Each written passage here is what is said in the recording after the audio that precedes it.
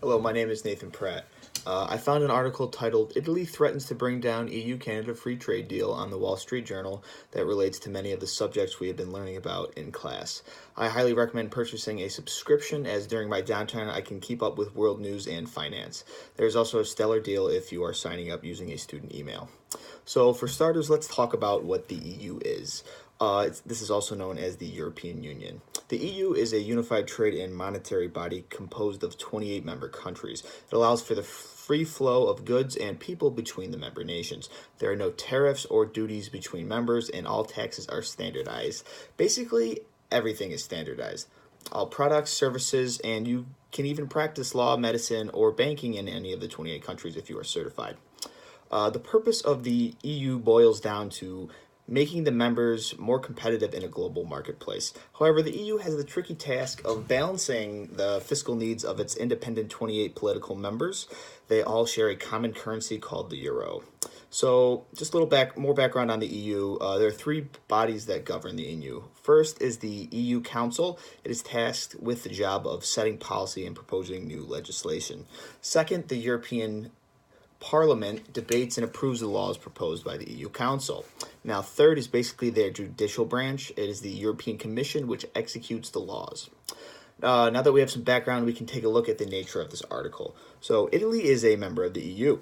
Italy is famed for its cheese. Now, last year, the EU proposed the Comprehensive Economic and Trade Agreement, also known as CETA. This was implemented late last year, and it eliminated tariffs between EU and Canada on many products. A thing to remember, though, is that every single one of the 28 members must pass this provision in order for it to become ratified. Italy seems set on a course, though, to shut down CETA in its own parliament. You would think this would be a win-win for the EU and Canada. Less tariffs means more free trade. Now, overall, CETA has benefited Italy. Exports from Italy to Canada have risen 2% in the last 8 months since CETA came into provisional effect. Certain industries have done even better. For example, the export of food and livestock rose 12%. However, we come to the nature of the beast in that trade deals don't benefit everyone. There are groups of Italian milk and cheese farmers who have been hurt by the lowering of tariffs. These guys are not happy. So exports of cherished Italian cheeses, Parmigiano Reggiano and Grana Padano, dropped by 2%, and their value dropped 10% in the first quarter of 2018. The price of cheese dropped, so does the price of milk.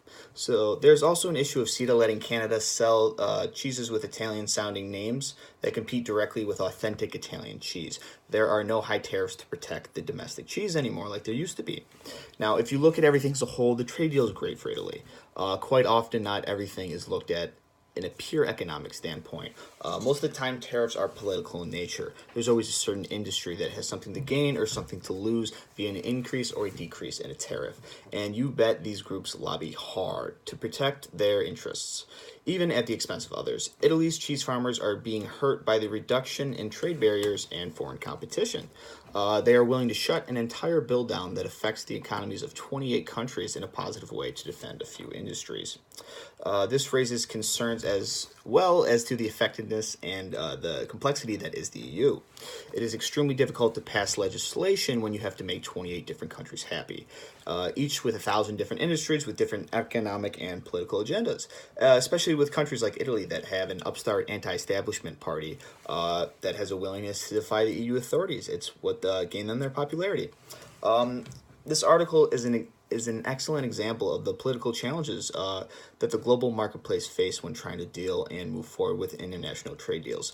It is especially difficult when all countries involved are not in agreement, which can destroy years of work and progress towards free trade.